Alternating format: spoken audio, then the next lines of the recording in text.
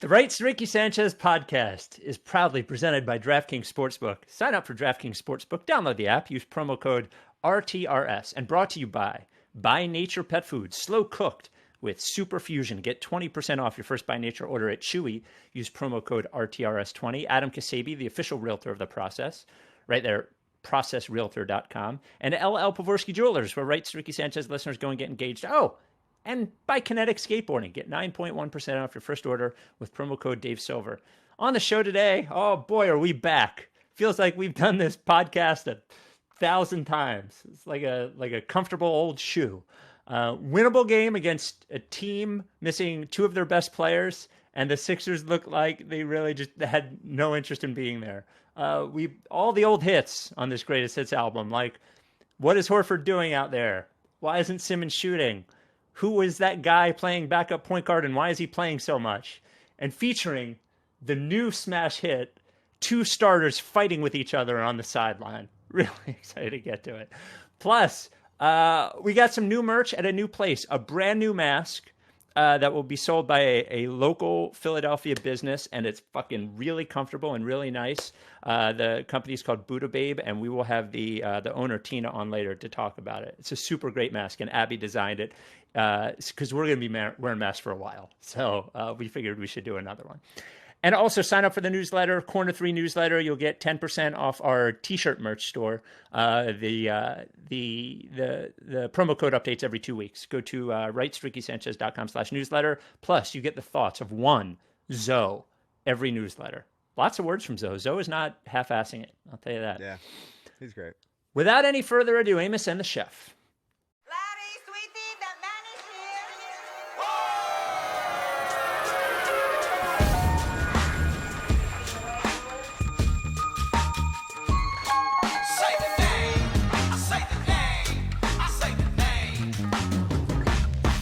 We were right, y'all.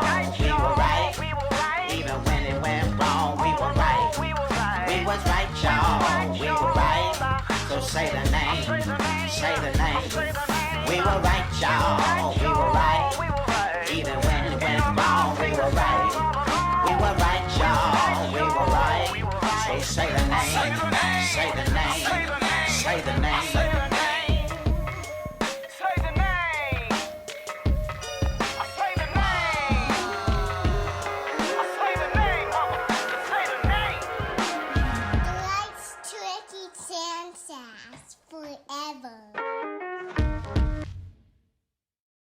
Welcome to the Rights to Ricky Sanchez podcast. I'm Spike Eskin, along with a guy who is glad that even though the Sixers lost, the Ricky Bump gave us 41, 21, and 4 last night. That is Mike Levin. God damn it. Yeah, here we are. This team, man. Every time. We did it again. Yeah. We did it again. They do it every time. Yep, every time. It's so... I wasn't... Okay. Was I watching the game? Yeah. Because it was it was the first time we've had a real game with stakes in really any sport. I felt it with the 3 Phillies games we got. Yeah. But the real game, and again, I guess there weren't a ton of stakes here because I kind of do want them to get the 6th seed, and I do want them the Oklahoma City pick to convey. But yeah, man, just all of it all at once. It's just everything. There's every fucking fear in what the coach who won't make the change and then makes the change too early. The point or Ben, like everything was there. Like grumpy Joel, like yeah. I would say that we didn't have like out of shape Joel. No, we had. That's a storyline that we saved. Yes, yeah, and that's because of us. You're welcome. Yeah, we got to get everyone on the pod, like everybody all at once. Yeah. They just keep doing this, man. Obviously the team is poorly assembled, obviously. And obviously Shake entering the starting lineup is long-term helpful, although he couldn't have looked worse and more confused and shook and then kind of pouty the rest of the game. I mean, the context is to save the season, they put in a guy who was a 2nd-round pick who hasn't played well aside from the 10 games he played before this. I mean, like, that's the context on Shake Milton, is that he shouldn't be ready to be really good every game. He did look terrible. Yeah, but I think there were like it was like 3 plays where he looked bad, and then they called like a shit ton of fouls on him, and then Joel screams at him during the game. Shake turns around to answer or ask what he was saying, and then TJ picks his pocket. McConnell. Yeah. And then a couple other things, and it's like, look, Shake's got to be more, the pressure of and responsibility of being the starting point guard, and being the, being a starter in your second year after being a second round pick. It's a lot, and I empathize. But he's got to be the steady hand. He's got to be able to chill with that. And Embiid, look, even if he wasn't wrong, a lot of it, even though one of Embiid's passes was just bad, and that's why it got picked off. Embiid, he's supposed to be the leader of this team. He's not supposed to say, "I'm going to slap the shit out of you" to your basically rookie point guard during the game. I think everybody lost their cool. I was kind of excited to see Shake show a little fire, but yeah, he was not going to take it from Embiid. Well, there's just something. I mean, these guys have been living with each other for I don't know, a month now or something, and so we don't know what's, they're friends. We know they're friends. They're rep by the same place. They have each other's back, but what if something happened? Some just build up or whatever. We don't know, and it just came out all at once, and it's just. I think Embiid is the player most likely to get frustrated because of the last couple of years, because of the players he liked going away, because of the anyone who doesn't want to say that Ben not shooting isn't frustrating him is fucking blind. And I think he's just probably on edge, especially because he works so hard. And look, the fact that they were jawing at each other, that happens all the time. I mean, there were 2 guys on the Pacers too that were Miles Turner was yelling at somebody. I forget who it was, but right. It happens. But I think what's interesting is when you go back and look at, it's really like a 5-minute period that the Shake and Embiid thing sort of developed. First, Embiid gets his pocket pick, or first Embiid gets the inbound pass stolen to Shake. There was one, and then there was a pick and roll where Shake throws sort of a lazy pass to Embiid. It gets away from Embiid, and Embiid ends up getting fouled on it, but it saves it. Then Embiid comes up the court. I don't know if you remember this. Dribbles the ball up to the front court himself, and then shoots a pull-up 3 like he's Kevin Durant. Right. That was a 2-for-1 opportunity. Yeah. But still it felt to me like he's like, fuck it. And then there's the final Shake yelling, barking at Embiid, and then it getting picked off, and I think Embiid said something under his breath, and then Shake yelled at him, and then there was what did he say? I'll slap the shit out of him. Yeah. It's all there, man. It's all there. Yeah. Matisse holding Shake back. Yeah. That at least was nice to see. God damn it. Come on. Why does this have to have was it the first quarter even? Was it the first quarter of the first game back? Or was it the second quarter? I think it was the second quarter. It all blended together. Because the frustrating thing is that, man, for those first 3.5 minutes, looked great. They looked great. Huge. They were being physical. Yeah. They got Miles Turner in foul trouble right away. Everybody's taking a turn. Yep. I was like, this is it. We're back. We're back. And then we really were back. Then the actual stuff that we're back. I think the frustrating thing for Shake, and this is maybe I recognize this, part of what Shake was doing, I recognize in myself, the idea of being getting very heated about something in the moment, mm-hmm. and then kind of not being able to move on from it. Yep. The whole game, he's you can see him just kind of standing in the corner, not really engaged. Well, and then he got some ticky-tack fouls on him, 4 straight ticky-tack fouls that allowed him to just come in and out all at once, and it was just. It actually sort of reminded me, we've argued on the podcast before, and then you have to do the rest of the podcast with this anger, sure. You know what I mean? He's a human. I can't be. There's so many things. All right, so I have a list of things. I have Ben, Horford, Tobias was good. There's Brett we have to talk about. Yeah. I think starting with the Shake and Embiid thing was the right thing. I'm not so worried that they yelled at each other. I think they'll probably be fine. It's not great to happen in the first game, especially, I would say, with 2 guys who don't have a long history. I would rather they have a long history, because then it's easier to get over. Sure. So yeah, it seems like things with Ben and Joel are good, though. let's get a little sunny for a half a second. I do, yeah.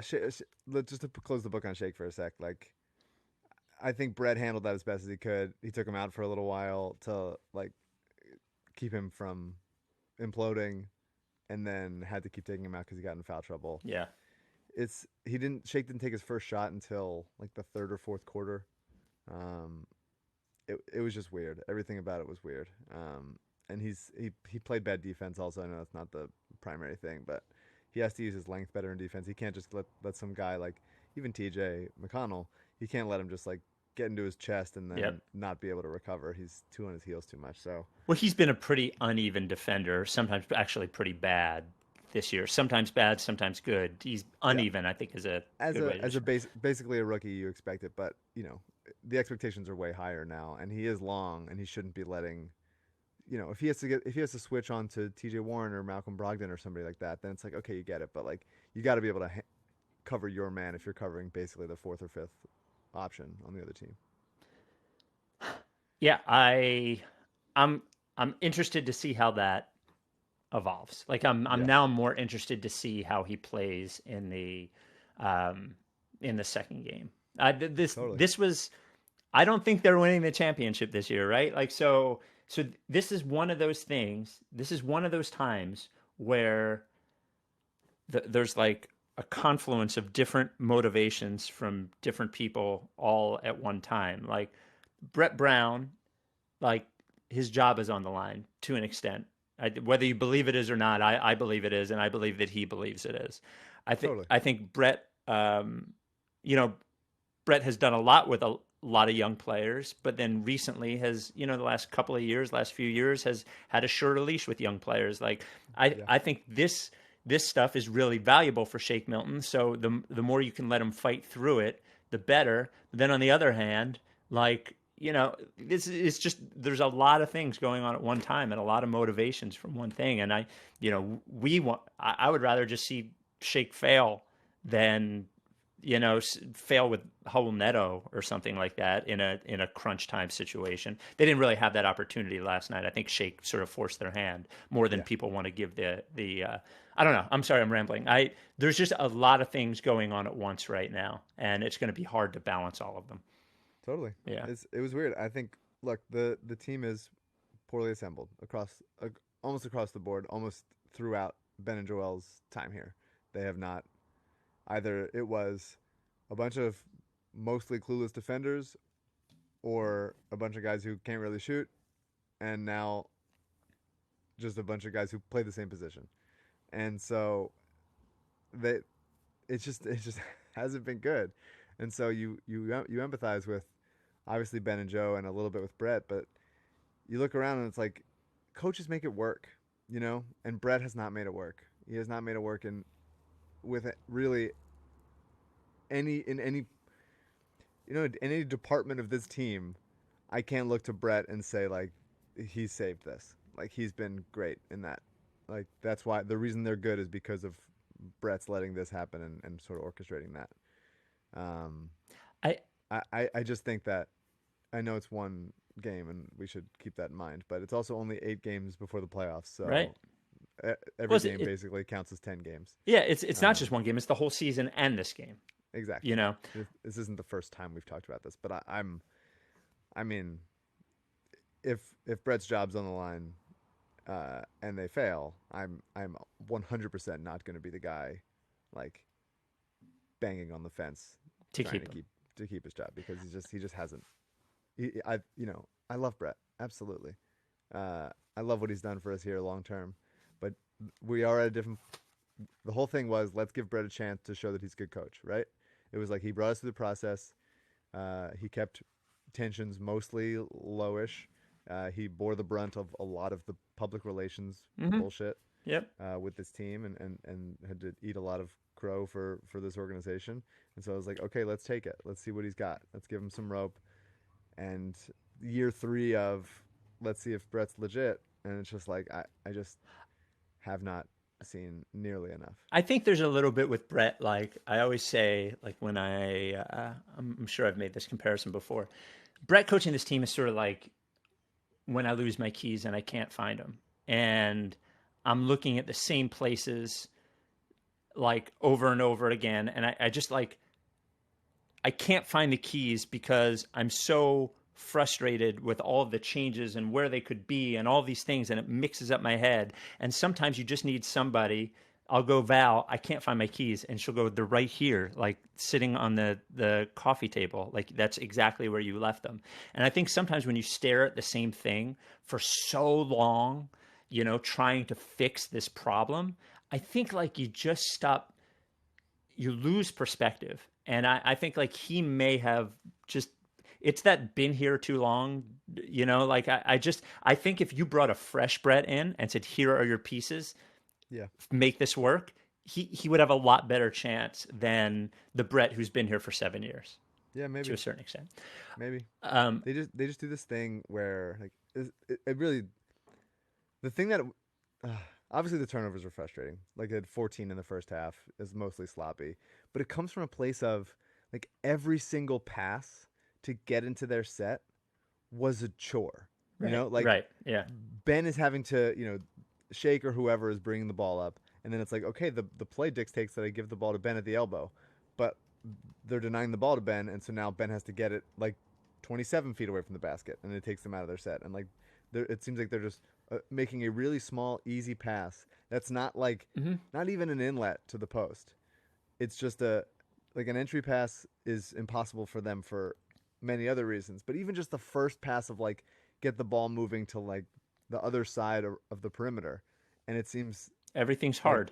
Everything's hard. They're so maybe, I don't know, set in their ways. They should be using the Pacers' aggressiveness to then like go back door. Like if they're denying so far in that direction, then there should be the other direction, and they're just not. The one thing I'll say is that the only thing that they were successful against, although the offense wasn't really bad, in spite of the turnovers and all that stuff, they still scored because they like Embiid did so good on the offensive glass and eventually decided that Jakar Sampson was not going to be able to cover him.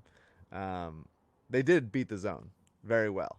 And as far as one of the long-term storylines of this team is that they've been totally clueless against the zone, and it seemed like they were very calm and relaxed and kept getting corner threes from the zone, whether it was like Burks or Horford. They kept getting those, so at least I'm trying to find a couple sunshine rays here. We'll talk about Ben and Tobias right after we talk about our sponsor, Adam Kasabi, the official realtor of the process, processrealtor.com. Mike, I have successfully refinanced my house through Adam Kasabi. Wow. His guy, yeah. It's a team. It's Paul and Jillian. But they I lowered my rate. The mortgage rate I had in my house was 3.65, and I refinanced at 2.75, which means over the life of my loan, I'll save like $40,000. Kasabi is about to close on Delaware Beach House number 2 to a Ricky listener. He also believes he has what he is calling the golden goose, somebody who will buy a Ricky house who has everything but cornblow on the Ricky sponsor list. Like everything, but he has not been injured yet. Helped a Ricky listener named Matt from North Jersey find a home. Even though Adam can't sell you the home in North Jersey, he'll find a connection up there for you. Helped Ricky listener named Jason find a home in Chesapeake, Maryland. Look, Adam specializes in the Delaware beaches. I've said before, if you can afford it, it's a great time to buy a home because mortgage rates are so low. Delaware is the place to buy the beach house because the property taxes are so low. We're talking about like $1,000 a year, whether it's Rehoboth or Lewis or Bethany or Dewey or something like that. That is the place to get it. What you do is you end up renting it out most of the summer. It pays your mortgage for the whole year, and you own the house. You have a vacation house, and you have property that you'll own. He's your guy. You want a guy you can trust. He's been able to help a ton of Ricky listeners, both with refinancing, homes in the Delaware beaches, but homes elsewhere. He can help you. He's your dude. Call or text him, 302-864-8643. I've actually used Adam gave me his guy to refinance his house, saving a ton of money. 302-864-8643 or email adam@processrealtor.com. Adam Kasabi, Ksebe, the official realtor of the process. All right. I want to talk about Ben. I got an email. This came from Ben is GOAT 42069. Real email. My lord, you are an absolute clown.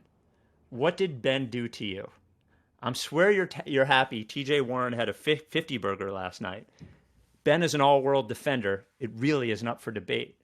If Warren dropping 52 is evidence that Ben isn't an amazing defender, then I guess Rocco can't be called a great defender because he was on the court for 35 minutes when D'Angelo Russell, who you claim stinks, scored 52 against the Wolves in November. You disingenuous hack. We're back. Look, man. I've said this a million times. If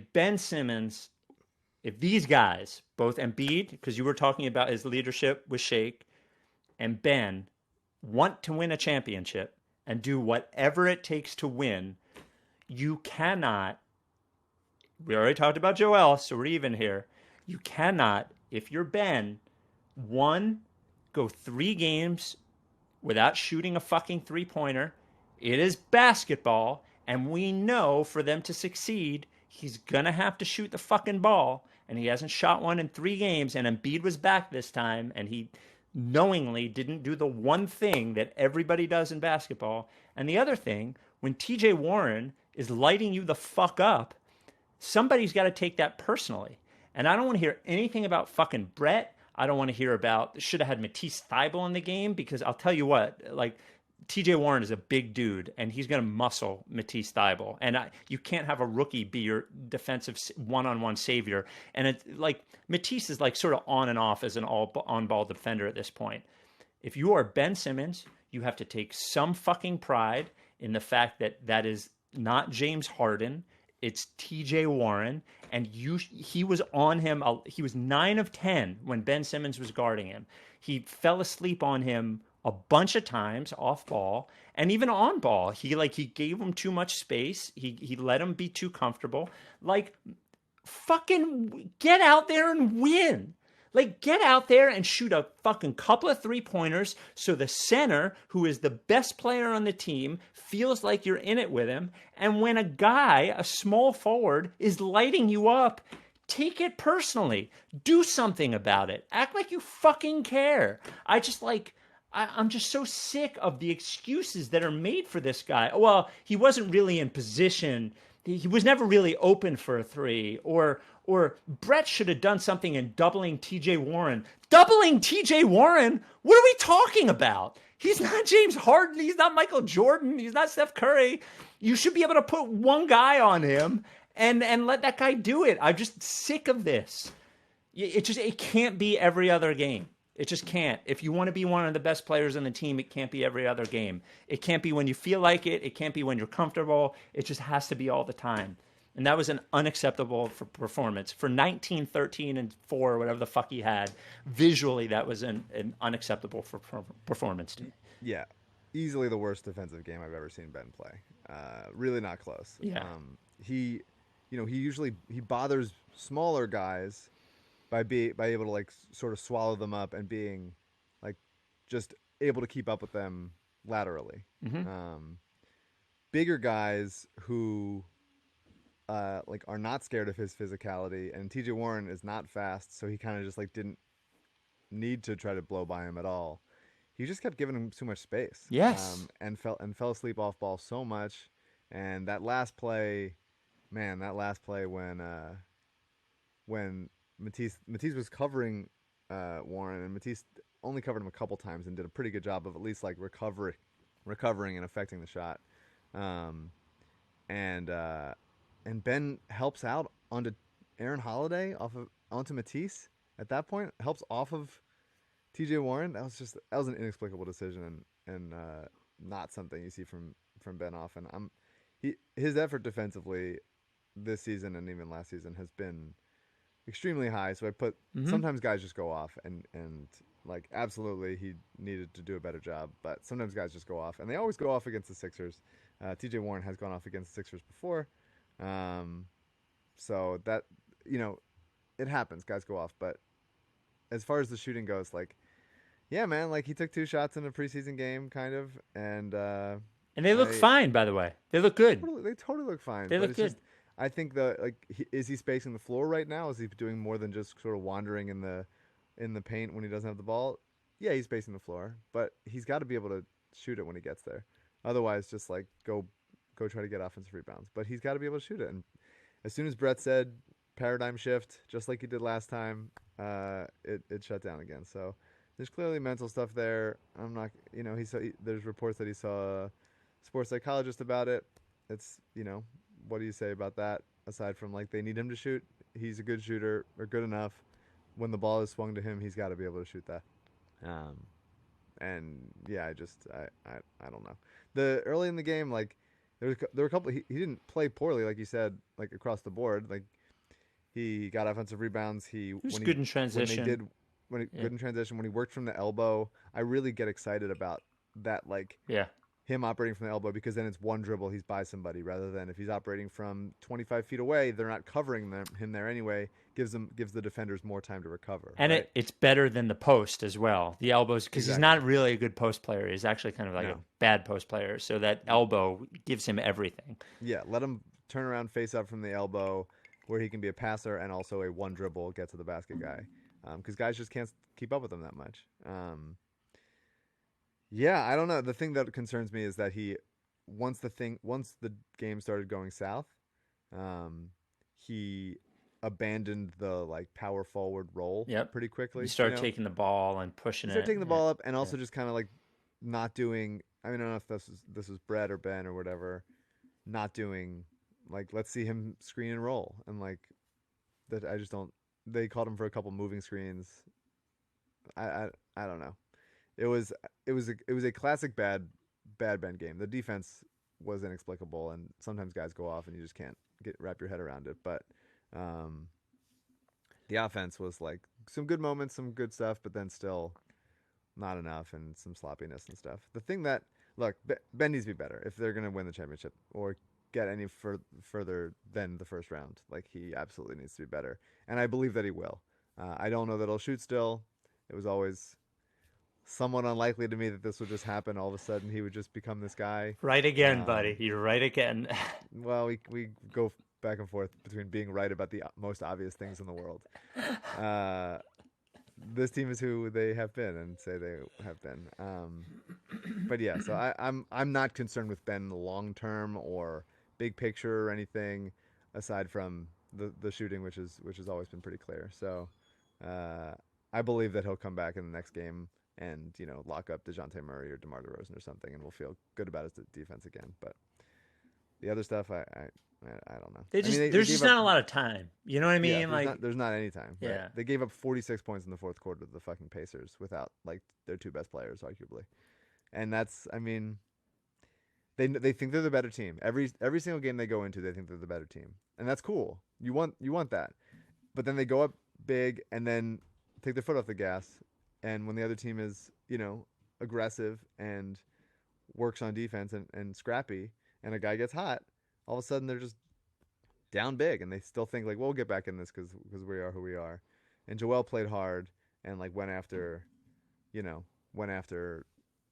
contested a bunch of threes. He was blocking stuff inside. He got every rebound. Like the one fadeaway over Jakar was inexplicable. Yeah, he took a 19-foot fadeaway with Jakar. He was feeling himself a little bit. Yeah, for sure. Yeah. But aside from that, like, he always works Miles Turner. Yeah. I was impressed by a few of his passes. He had one to Ben, one to Tobias or Al.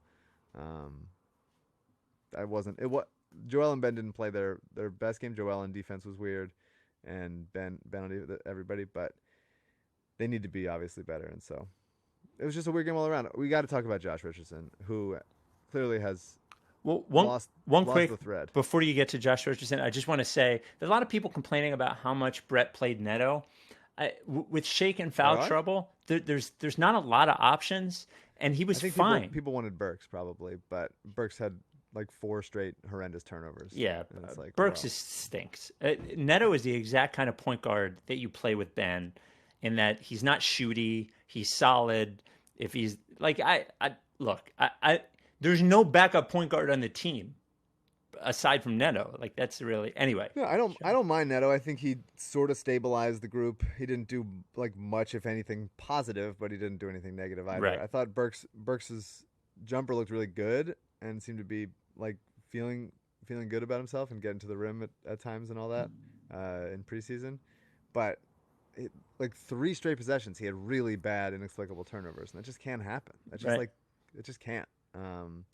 But I like the idea of Alec Burks as if he's willing to be as quick trigger with off the catch as he was last night, then that's a playable player. But because I like the optionality of him getting to the rim, I think realistically, as far as like who do you trust to get to the rim or get to the line on any given time that Joel's not on the court, it's like Burks or Tobias really. Because I don't. We got to talk about Josh. Yeah. I don't know. He was where fucking he's been. terrible. He was awful. I mean, what a gift it was for Josh that like all this other shit happened. Yeah.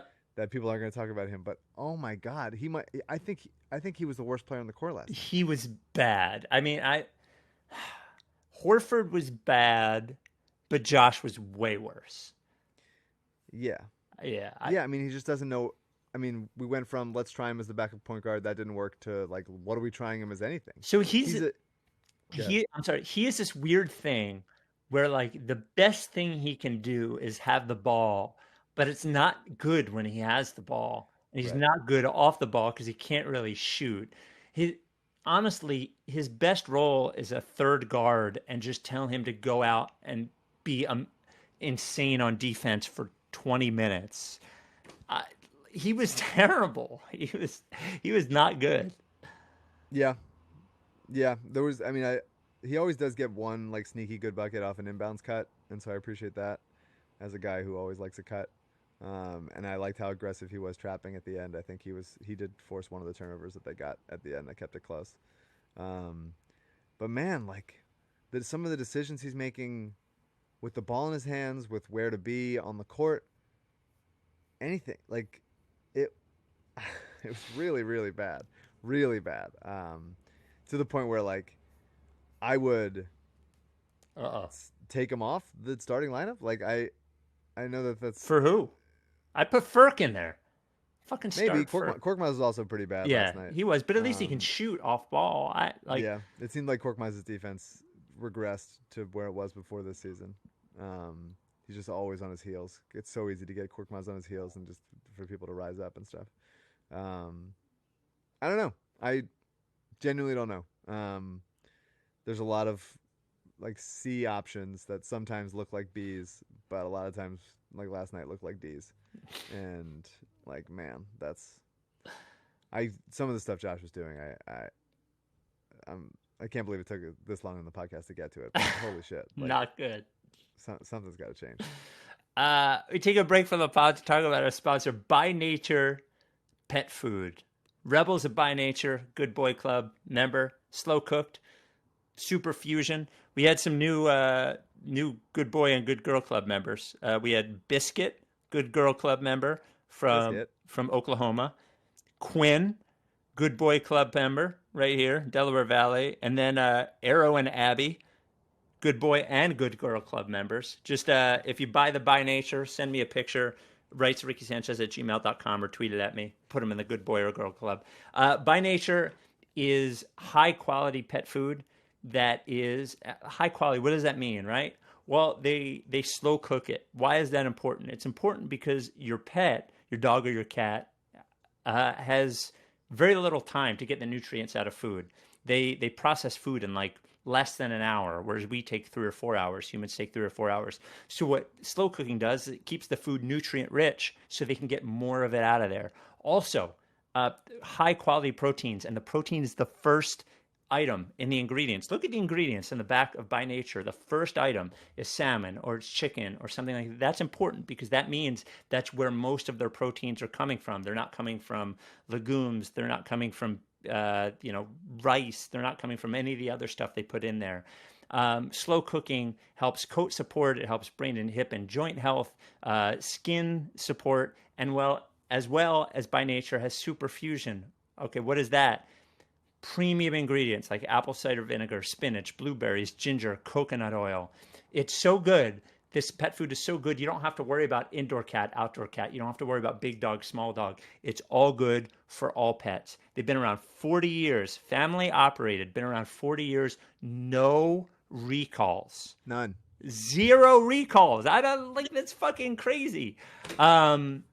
It is good for your pet. Like we've said with Big Barker before, it's good for your pet. Oh, by the way, I stopped over Brandywine, SPCA, by nature donated like thousands of pounds of food for their, they give food to people who don't have enough money for pet food for their pets right now. They recently donated thousands of pounds of food. I stopped over and saw this dog, Smokey. Doesn't really like guys, nervous around guys. I made him like me. Took me about 45 minutes. Made him like me. Gave me a kiss. That's what I'm saying over at Brandywine. But by nature pet food, legit. Go to chewy.com, use code RTRS20 and get 20% off your first By Nature pet food purchase. Chewy.com, promo code RTRS20, 20% off your first By Nature purchase. And then send me, oh, hi, Tina. Tina's there. We'll get to you in 1 second. Take your time. 1 second. Just talking about pet food. Talking about pet food right now. Very important. By Nature, pet food, a sponsor of the Rights to Ricky Sanchez podcast. Back to the Ricky. Okay, better news than the Sixers play last night is the fact that we're making masks again. We are not actually making the masks. Mike and I are not making the masks because we don't know how to make anything except for this stupid podcast. That's right. So I welcome. Hi, Tina. How are you? Hi. How are you guys? I'm good. So, Mike, you're well as well? Yeah. Tina Dixon Spence, who owns Buddha Babe. Now, I want to give a short sort of like recap of how I found you and how I found Buddha Babe. Sure. So I think it was March or April. It was probably March. And I was in line at the post office on Walnut or Chestnut. I think it was Chestnut. And I was looking at my phone, as people do, and there was a story in the Inquirer about Buddha Babe, about how you had shifted. Now, Buddha Babe makes basically children's pajamas, baby pajamas, little kid pajamas, whatever. And you had shifted to making masks to sort of stick around during the pandemic. And I clicked on the link and I saw this mask. It was a mask with Biggie on it. Even though I'm a Tupac guy, it was this mask with Biggie on it. And I'm like, this seems like a good thing to order. And I order it. A few weeks later, here comes this mask. And it's the most comfortable one I have. It's like soft. It's comfortable around your ears. It doesn't press against your face. And then when we decided, when it looked like the mask thing was going to continue, I sent an email and I'm like, hey, do you want to make our masks? And then here we are. Here we are. So the first question is, can you tell us a little bit about Buddha Babe, when it started, why you started it, and how we got to how we are right now? Sure. So Buddha Babe came about in February of 2014. I had a 4-month-old with a drooling problem. And I also had a fashion problem in that I couldn't find any bibs that matched his outfits, or even that I was into. Everything was like baby blue and yellow and trucks and trains. And I was like, that's not my kid. He didn't have his own style, but he had his own style adopted through me. And I was looking for geometrics and all black everything. And I just couldn't find it, but I needed to do something to control his drool. And a lot of research, a lot of, bogus Etsy purchases later, I finally found a design that I liked, but the fabric just wasn't really supporting my needs. Like, they looked cute, but they weren't absorbent. So I just kind of went down this rabbit hole of researching all different types of textiles, what types of fabrics are more absorbent, because he was also getting a rash. And before I knew it, I was calling my grandmother saying, hey, can you take me to the fabric store? I want to buy a sewing machine, and can you teach me how to sew? She was like, I'll go to the store with you, but I don't know how to sew. I had never sewn a button. My dry cleaner on the corner handled all of my alterations my whole life. So it was quite the project to go and pick out a machine and pick out some fabric. And then I literally YouTubed my way into business. I learned how to sew by watching YouTube. And about 4 months later, I had built a website and started taking orders. Haven't looked back since. And we went from making bibs to now making 19 different products, including masks. Wow. That's crazy. Yeah. It's like being like an 18-year-old and just picking up a basketball for the first time, and all of a sudden, like now you're on the Sixers. Right. Yeah. And That- like with the masks, do you feel like a sense of responsibility in the sense that like you're doing good in the world and like saving people's lives? So when we decided to shift to masks, I was absolutely dead set against it. It was very, very early on, and it was advice from my mother, and I never listened to my mother, ever. Right? So literally, like anything she tells me that I should be doing goes in one ear and out the other. But it wasn't until I was talking in a group chat with some friends, and we were starting to talk about all of the different like masks that we were seeing all over the internet. And I was like, do I need to be making masks? And at the same time, my conversation was like, oh my God, nobody's bought a thing in 3 weeks. Like, is my business going to survive this pandemic? So my friends all gave it the green light. Like, yeah, you should totally be making masks, but you can't make them out of cheesy fabric. It has to stay within your core brand's aesthetic. So I said, well, I've got all this fabric. Let's just go ahead and pivot and make some masks, see if people like it. I did this like Facebook friends and family pitch, got like a ton of orders through that. I decided from the beginning, if I'm going to do it, it has to have a social responsibility component. So we just decided to do a 1-for-1 match. So for every mask that someone bought, I donated one, and I let my son pick where the donations were going to go to. So he chose CHAP because he was doing some outpatient treatments there for several weeks. And he noticed that there's always kids on the elevators at the burger center, coughing, sneezing, not covering their mouths. So he's like, yeah, well, let's just give extra masks to the families at CHOP. So in case they don't have a mask for their kid, they can just get one for free. So I feel like I'm doing a good job raising him.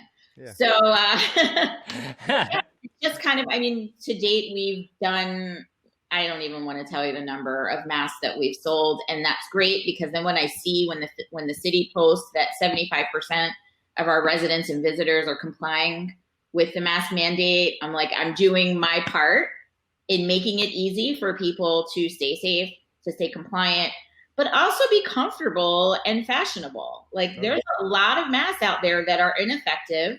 You can't wear them for more than 20 minutes without itching or them like just falling apart on you or your ears turning red.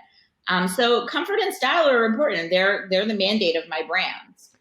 It has to be comfortable and it has to be stylish for a baby. And now I'm talking to adults about the same principles. Well, if it's comfortable for a baby, it's probably comfortable for a grown-up, at this point.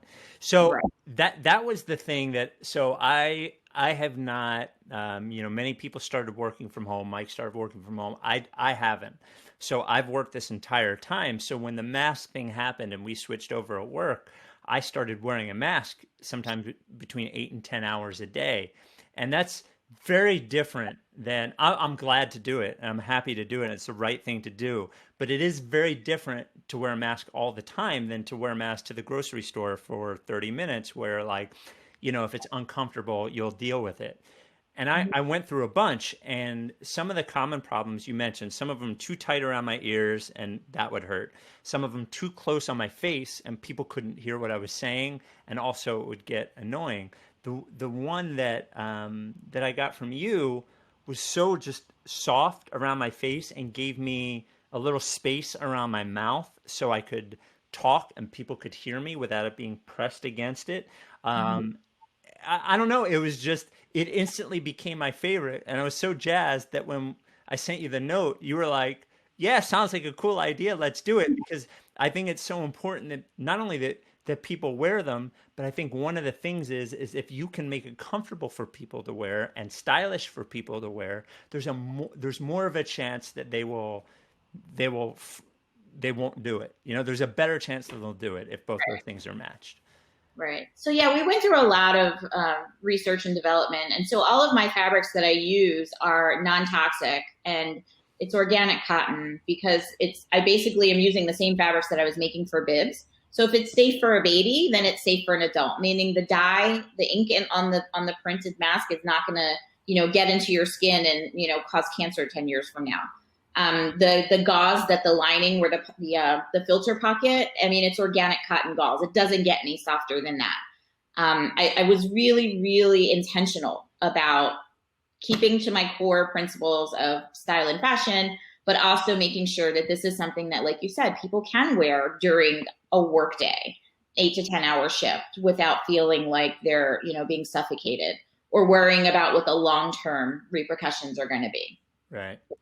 Do you think that it should be, because I read the Inquirer article about you, which was cool. You said like there's too many baby clothes with like ducks on them and stuff, and like that's bullshit. And do you think that because you want them stylish and cool, which I like stylish and cool, great, but for like a 2-year-old, isn't there a rite of passage level of it? Of like my parents dressed me up like an idiot, and I have like sort of like what are those like the shoes that you like the Velcro shoes and like dumb stuff that you look back and you're like, man, 1993 was weird. Like, don't you feel like you are like, as much as I like stylish and cool, shouldn't you be like, and here's, if you want to dress your kid like a lame-o idiot that he can resent you for, here's this option. Yeah, I'm not that parent. I feel like the most I'll let my pick out his shoes, and he has like the same shoe in like 5 different colors. So he'll intentionally go out of the house wearing mismatched shoes, but they're the same shoe. Or I'll let him wear his pants inside out. But I don't know. He has options, but I provide him with the option. Whatever you want. No matter what he picks, it's going to be cool with me. That's right. So yeah, I'm unfortunately I can't. That's fair. I guess I didn't even develop the idea of a sense of style until I was 20, and maybe if my parents dressed me with less Velcro pants, snap pants. I would have had something else. Bad stuff. So I reached out to you and we talked, and I talked to Abby, who does all of our designs, and she like, luckily her art has like this softness and like I feel like joy to it and smile. And I was like, make a bunch of things. So she made a basketball, and she took our logo and she sort of cartooned our logo up a little bit so it fit with everything else, and a dog and a music note. Mm-hmm. And I sent you those, and I was like, can we do this? And you sent me the print, and that's what the masks are going to be. So So the masks, they're fun, man. So you can go to our website. You can go to rightstorickysanchez.com or buddhababe.co. Yep, .co. buddhababe.co, and go to the mask site. So the first awesome thing is that they're handmade with the same care that your other masks are made, and with the same softness and the same material. We're also going to donate one to Chop for everyone that we sell, like we do with your other masks, which are awesome. Also, for the first time ever, there's a youth size and an adult size. How do people measure for that, by the way? Because I imagine people have small heads, and a youth size would fit them, right?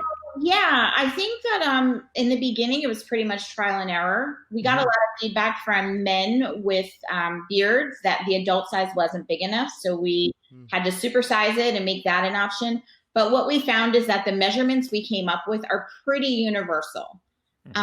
So an adult with a smaller head could potentially fit the youth size, because it goes from ages 7 to 12. We took a random sample of kids those ages. So the adult and youth size were kind of not hard to nail down. It was the child and the extra large that were a little bit tricky. But for this particular mask, we don't have to worry about the tricky ones, because we feel like we've got a good wide base covered with the youth and the adult sizes. And if you're watching on YouTube, you will see the mask, because I will put the image on after. And we're going to make, so it's really up to the people who are listening. We're going to make 250 of them. If we sell those out, we will make more of them. Depends if we really sell them out. If we like sell them out, we'll make more of them. But here's my... You can also check out My Buddha Babe on Instagram. It's a very solid Instagram presence. Yeah, you do a good job on Instagram. Yeah.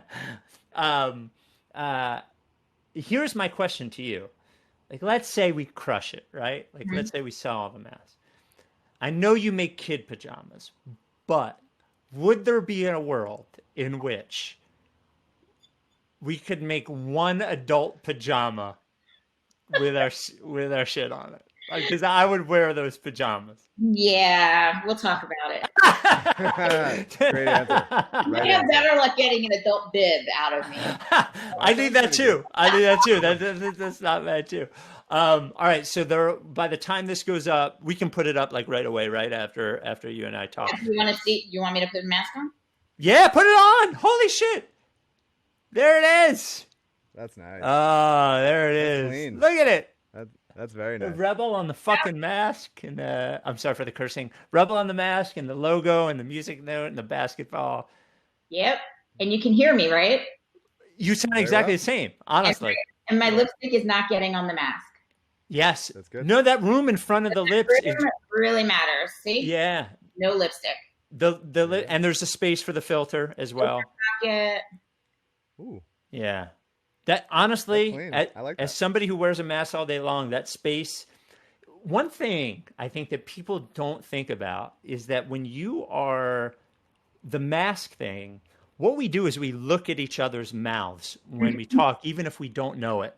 So when you can't see that, the fact that their voice comes through clearly is even more important. And when your mask is pressed up against your mouth like that, it muffles it more. So that room around your mask is I'm just telling you, as a person who wears one all day long and talks to people all day long, it's really important. I legit said to someone the other day that I feel like I need a hearing test. Yeah. Maybe my hearing is going because I'm having the hardest time understanding people talking through masks. Yep. It's muffled. I just can't hear it. I'm like, have I been reading lips all this time? And now that capability is taken away, like, are my ears going bad? But I think you're right. I think that it's just the stifling of the material being too close to your mouth. And, maybe it's because this has a more open weave.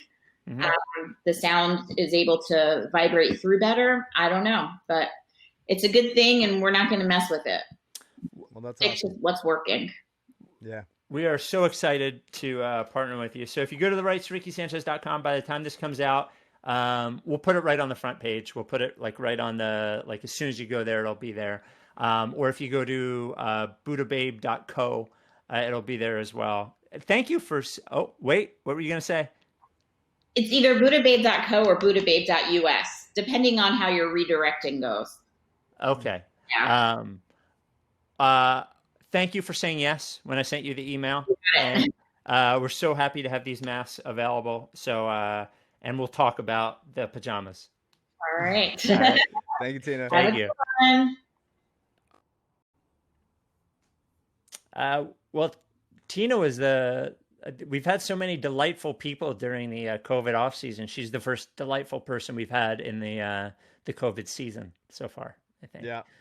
Put me in a slightly better mood, but now looking at my notes that we still have to get to, I'm now mad again. Well, okay, good thing. Tobias Harris was legitimately good, had a quick trigger. I thought was aggressive offensively.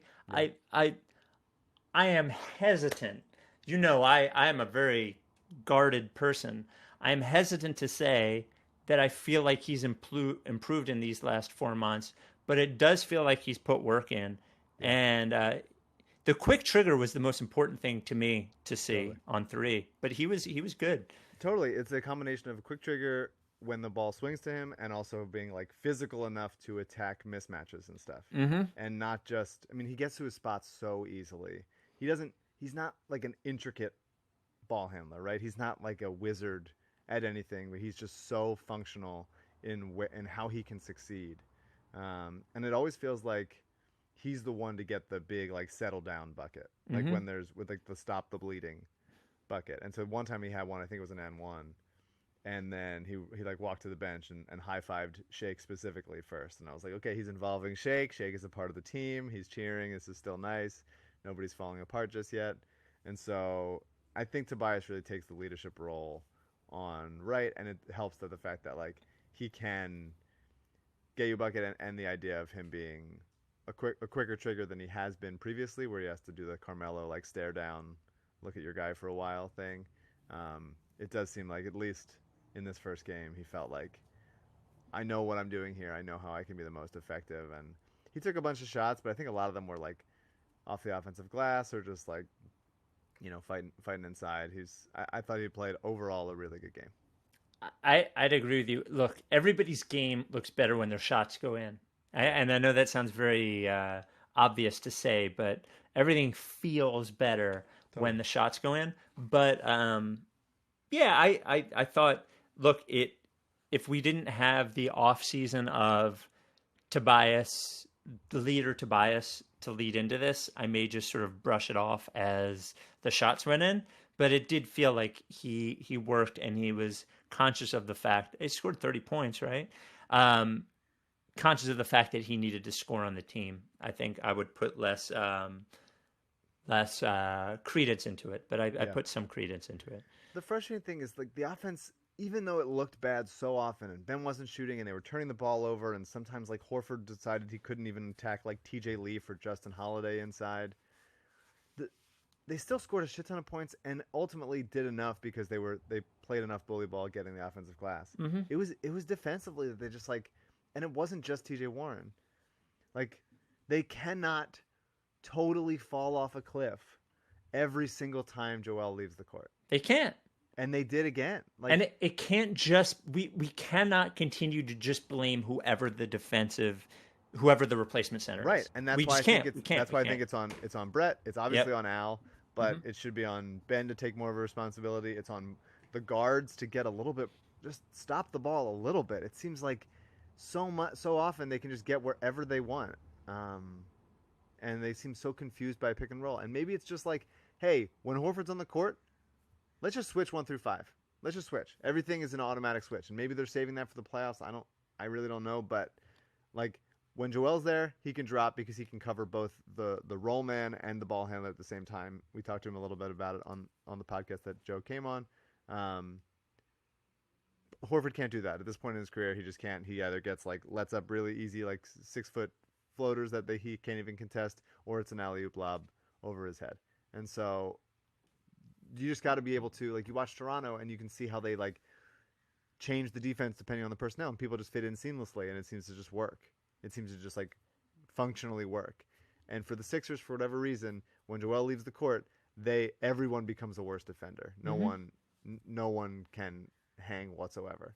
And although Al took some shots and hit a couple of nice ones and whatever, it's just the thing we need Al for when Joel is mainly the time when Joel is not on the court, and he needs to just anchor the defense. And so Brett and Al and the guards that are stopping penetration need to come up with a plan that's better than the one they have, because it hasn't changed all season long. It's on Brett. I mean, like, I think by and large it's on Brett. You cannot have replacement center after replacement center after replacement center and then have fucking Al Horford, who obviously has not been as good as we had hoped or thought, or as good as anyone said we were fucking right before. But like, he is good enough. He's the best backup center probably in the league at this point, aside from Nerlens. But like, that is definitely a thing that is on Brett. It's just amazing to me that they can be so bad. Right. When he's off they stayed afloat for the Allen Joel minutes. Well, because Joel's on the floor. Because Joel's on the floor, exactly. And offensively, they were doing enough, and Tobias was playing well enough where it's like they can sort of lift all those boats. But it's mainly the issue with this team. Joel's going to be good enough, and offensively they're going to get out in transition enough to make some things happen. They have somewhat of enough shooting. I don't think that the offense is going to be a problem. The defense needs to be a top 3 defense in the league. It just needs to. Mm-hmm. Can't be 6. 6 is not good enough. Yeah, it's not, because especially that means when Joel's on the court, they're 1 or 2, and then when he's not, they're 25. Yeah. Honestly, they should be. They should be the best in, maybe not the best in the league statistically, but the defense that everybody knows is the best in the league when it matters. Yeah, and they have shown that they can do that when they put on the pressure at the end and they use the length and swallow people up and physicality and all that. You have to do it more than that, though. It has to. You're right, and then I think Matisse didn't play well. They called him for some crappy fouls, but he's just got to be able to. He's got to be able to stay on the floor and not just foul every time he contests a shot. And so, yes, the refs have been calling too much ticky-tack shit, but like, he's got to be able to adjust, because if he's, he really impacts the game on a defensive end, and if they're just going to the line, it's just a parade to the line because we're just like fouling every time. It's untenable. I wanted to get to mailbag. Do you want to say one nice thing about Jakar? At least are we happy to see Jakar and TJ thread? Dude, it's fucking awesome. All right, like, look, if I can have, first of all, if I can have any player make the chemistry of the Sixers spiral into negativity, the fact that it is positive chemistry, TJ, who caused the Joel and Matisse problem, is hilarious to me. Shake. I love it. Shake, yeah, the Joel and Shake thing. He's never had a problem with anybody. No, right. Look, TJ and Jakar on the same fucking team beating the shit out of us. It's kind of cool. On some level, it's kind of on some cool. level, on a deep level. Yes, absolutely. It's good to see Jakar in the league playing all fucking. We played him at point guard, and here he is guarding. He's a 1 through 5 guy, bro. Yeah. Here's guarding Embiid. God bless him. We never. Did you listen to Brittany Howard, Jamie? We never reviewed it. Yeah. Okay. So before we get to Lorenzo Brown mailbag, Carl Landry Record Club, Brittany Howard's Jamie, which was suggested by Ricky listener Alexandra. I'm sorry, I'm doing the what's it called, vocal fry thing. Brittany Howard, lead singer, guitar player of Alabama Shakes, who I saw one time at the Connor Barwin show. Connor Barwin concert. I think it was when I met Amos, and I did not like them. But this album is cool. So she's lead singer and guitar player of Alabama Shakes, first solo record. The song History Repeats was nominated for 2 Grammy Awards, including Best Rock Song. To me, it reminded me of Prince. It reminded me of D'Angelo in a lot of spots. It reminded me of Amos. It reminded me of that album Maggot Brain from Funkadelic. I thought it was really good. I listened to the first song the first time, and I said, I'm not going to like this. And then I listened to the whole record, and I got really into it. Yeah, I've seen Alabama Shakes before. I think they're pretty good. I think she's cool. I dug it. I love D'Angelo. D'Angelo's one of my favorites. Mm-hmm. So that's high praise. I thought it was good. I thought it was. She's got a cool voice, has cool stuff to say. I never know what to say here, guys. Well, come on. One thing I would say is when I say reminds me of, definitely doesn't mean as good as. I think this is the really interesting thing where generally musicians do not like when you compare them to other musicians. Kind of nobody does. Nobody does.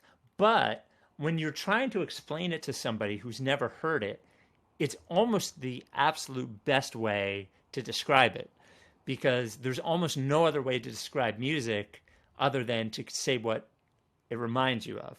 Right. So I don't think it rips Prince or D'Angelo or Funkadelic off at all, but that is the sort of world in which it sits, in which it's this soulful, cool thing that has a lot of rock elements to it. The songs I like best were History Repeats, which is the one that was nominated for the Grammy, Stay High, and 13th Century Metal. But it's a cool album, and it's definitely worth listening to. And I like it better than Alabama Shakes, actually. So, Lorenzo Brown mailbag. You can send us emails at rightstoRickySanchez@gmail.com. They will be our respite from talking about the Sixers for the next little while. It's amazing how much the Oklahoma City pick matters. I'm sorry. I'm sorry to say. It matters very much. First of all, I really do want the 6th seed. I want to play Boston in the first round. I want it. I need it. Well, we're going to get it, buddy, because now basically we're 2 games behind Indiana. Yeah, they're 1 game behind Indiana, and they have the tiebreaker. Yeah, so functionally 2. Yeah. Right, and so Oklahoma City right now is tied for Houston with the 21st or 22nd pick. Mm-hmm. And so Oklahoma City is a game and a half up on Indiana to stay out of the protected zone. And so they just got to keep winning. I love watching that Oklahoma City team, man. Chris Paul is great and with joy. Shea Gilgeous-Alexander is excellent. Dennis Schroeder's figured it out. Gallinari is inexplicably, I guess not inexplicably, but like really good. He's been good his whole career. Yeah. Yeah. They're a fun team to watch and root for. Our Thunder. There's so many fun teams to watch besides the Sixers. I know. And how disappointing it would be for the league at large if all these fun teams go fucking down because the Sixers just decided to like be punch good people in the face. Yeah, just decided to be good. Be good for 6 weeks, right? This comes from John. Hello, Ricky crew. I told my non-NBA following friend who was texting me about the Indiana game that I may decide to play solo Boggle if the game is predictably a predictably bad Sixers outing. I average somewhere between 21 words per round, which is not bad considering beer. I realize I'm preaching to the choir, but the Sixers game this season have been unwatchable. I was glad that the season had been suspended simply because it was the easy out provided for Philadelphia. No pride was lost with the suspension of the season. The sideline skirmish between Embiid and Shake was super disheartening. This team is simply not there, despite the bubble fishing golf vlogging hype.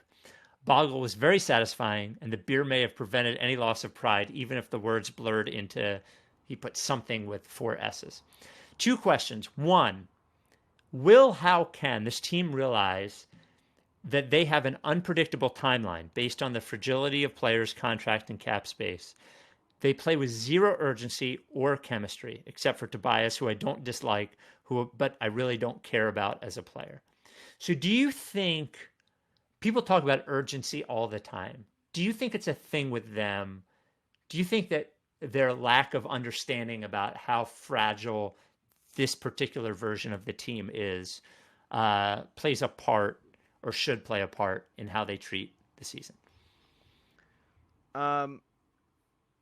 As in like the players on the team, or I think everybody's everything.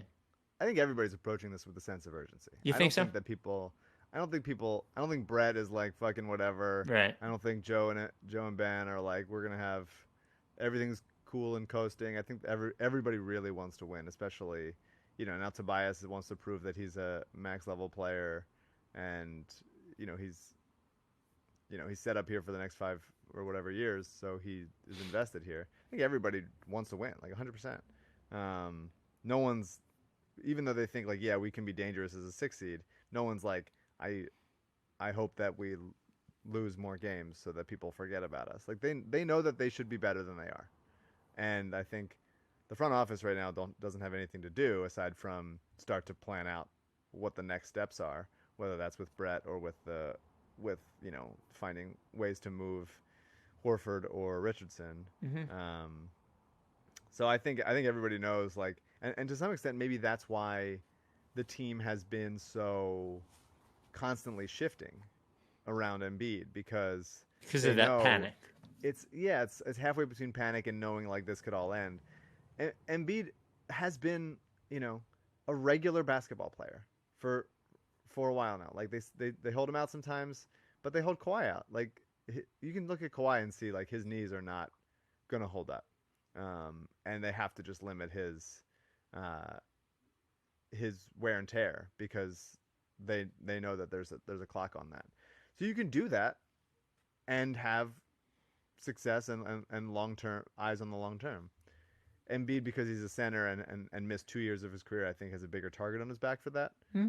But I think he's a regular center at this. I think he's a regular player at this point that needs to be, watched as an injury concern, but not like babied or worried that like one thing is going to send him out for the rest of his career. I think he's proven that his body can hold up over the course of a season. There's been the reasons that he's missed playoff time has been freakish accidents, whether it's gastroenteritis or getting elbowed in the face or getting shouldered in the face by Markelle Fultz. So as much as the conditioning is a problem, that's a problem that like plenty of players have. That's not, he's injury prone, Yep. And the non-basketball question, what is a good or productive strategy that you'd recommend for Sixers fans to employ during predictably bad games? Boggle actually worked for me. It's simple and task-oriented, and allows fans to return or retreat from the game pretty much at will. I would not recommend anything highly creative like the visual arts, music, or writing. The thought of the Sixers' performance would totally fuck up that task at hand. And I think social media is a bad idea at that point. I mean, is reading a book, that way you can peek up and peek back down? Is that a good sort of... I don't think there's an answer. I think if the game is on, you will be frustrated by it. Yeah. Otherwise, turn the game off, do something else. You can watch the wins. Look, I've always said you should only watch the wins. Sometimes the wins are bad. Like if they won that game last night, I don't think it should have counted. But if you want to watch the wins, there's no shame in that. And he says, stay safe. We have a Barker Jr. in our future because my daughter worked us into a pandemic dog that I will have to walk, being a cat person, of course. But he is, thanks for all you do. I really look forward to the podcast. It does improve my life. You hit a unique nerve with solid compassion, understanding of the fan base, and a great sense of humor and admirable ambition. Wow. Look at that. Speaking of admirable ambition, final sponsor of the pod, Mr. Ambition himself, LL Pavorsky of LL Pavorsky Jewelers. So you read that email we got from number one. We can't say it because the proposal hasn't happened yet. From number 187. Is that the nicest fucking email you ever got? We get a lot of those. We get a lot of very nice, legitimately nice emails from Lee or about Lee. About Lee. It could be from Lee, just getting new Gmail accounts left and right. We got a great email from number 187. I believe we're up to 188 Rights to Ricky Sanchez listeners who have purchased engagement rings from LL. We haven't gotten if you're for 200, I think you should be able to get engaged to two different spouses. Wow, that's a interesting. Two different spouses should have the option. Well, if we're talking about the law, I would assume you can be engaged to as many people as you want. You just can't marry them. That's fun. Right. Yeah, I did marry one couple. There aren't weddings happening right now. I would do it again. I'd do it for number 200 if you want to. There was actually, I can't talk about it on the pod. I will say for number 100, there was a very interesting connection between number 100 and the engagement ring that I bought, I would say, that I cannot say out loud, but a very interesting connection. Anyway, we get these emails about how LL treats our listeners, and they're always awesome. He is still around, survived or has survived so far. Pandemic. You can buy the ring from LL in any way, and it doesn't have to be an engagement ring, but an engagement ring. You can do it in person by appointment. You could do it over video chat. You can call them. You can email them. 215-627-2252. Email is lee@llpavorsky.com. And the store is at 707 Walnut. He's there trying to help you and bully you into sending us a nice email. And donate to Coded by Kids and the Providence Animal Center for every pod. LL Pavorsky Jewelers. He doesn't need a mask for your love, but wear one anyway. Here, this is from Jeff. This isn't a question. It's just a good note. Thought you guys might enjoy this. I'm taking an online college class during the pandemic. I have a lot of free time. I'm taking the business communication class, and my assignment is to pretend I'm the VP of a Fortune 500 company, and I need to draft an email outlining a problem to my boss and identify a solution. I'm using Burnergate as my inspiration. Sure. A high-ranking employee had several fake social media accounts and was using them to disparage other employees within the company.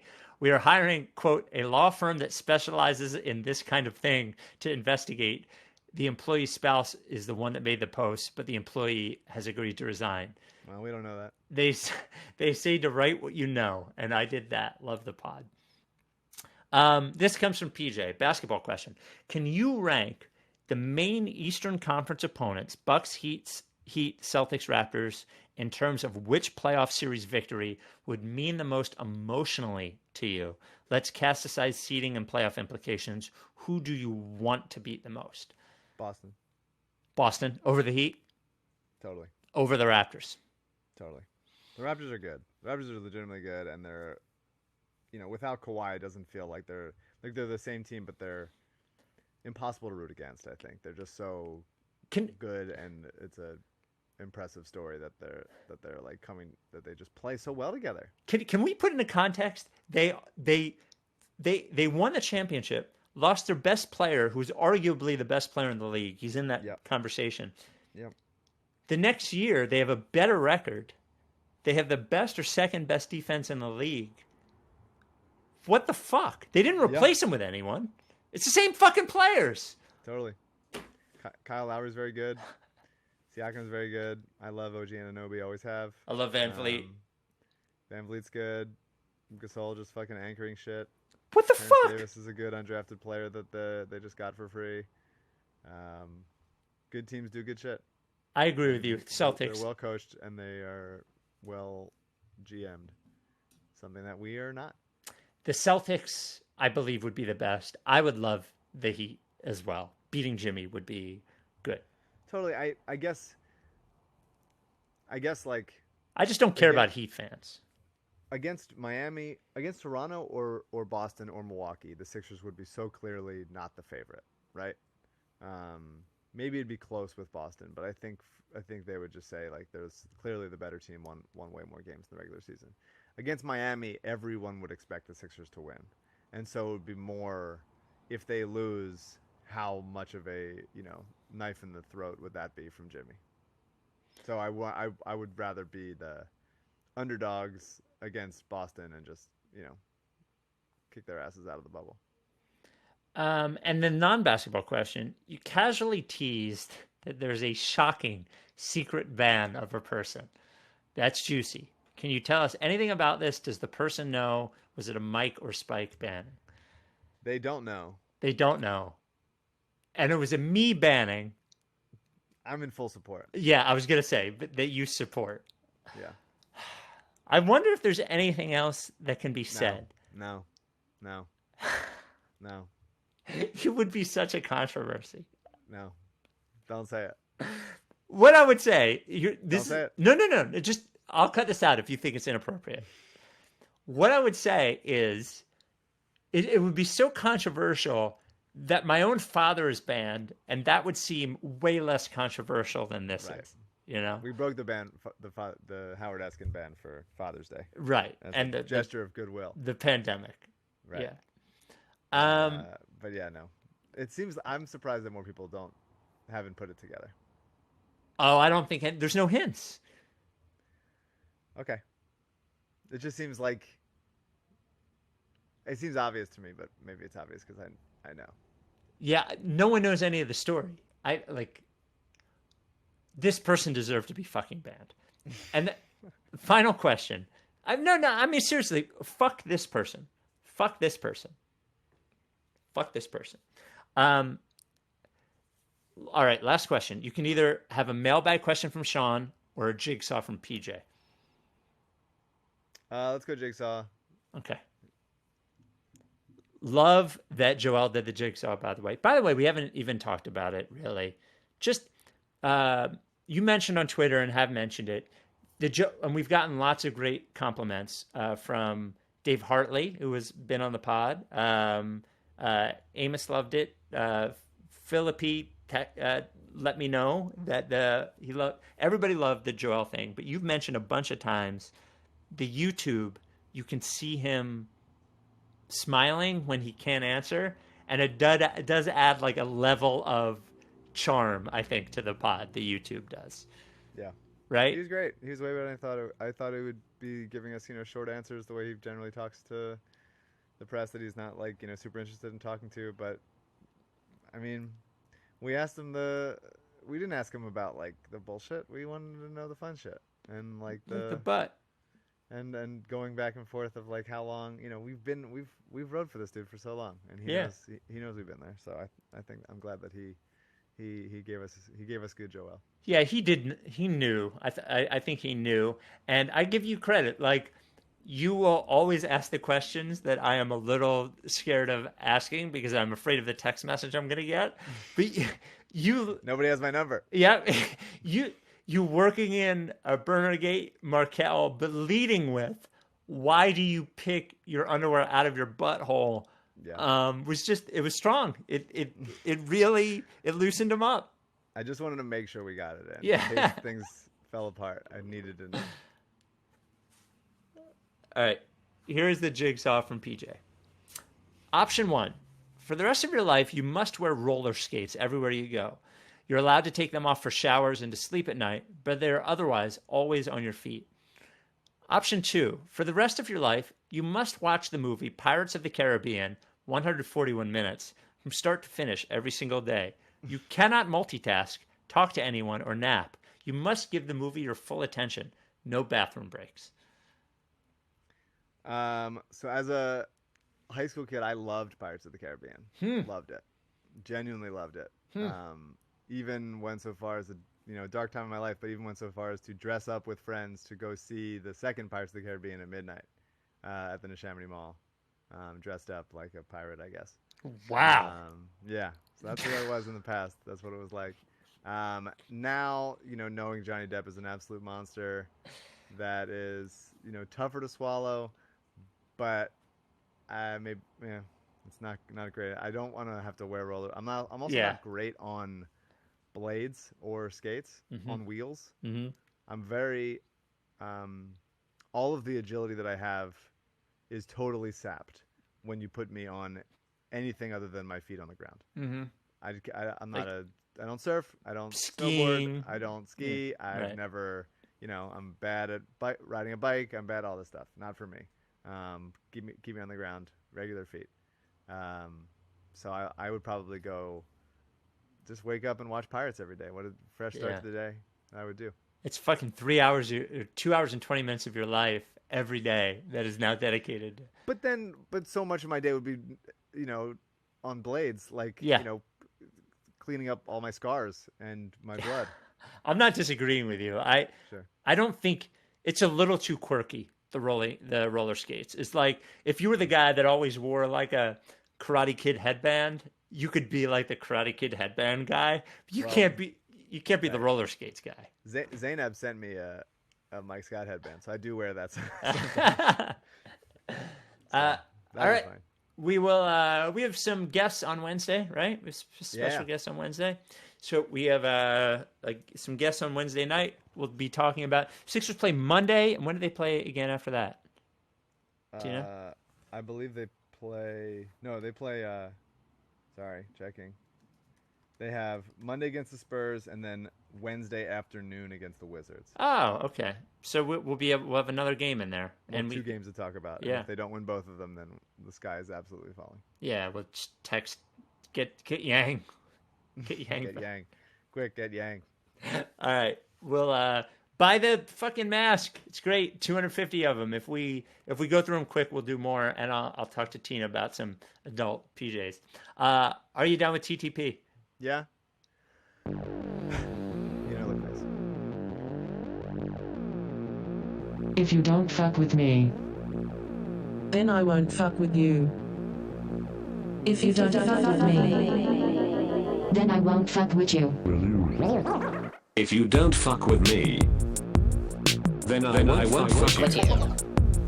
If you don't fuck with me, then I won't fuck with you. But if you fuck with me, I'm gonna fucking kill you! That's a plan B.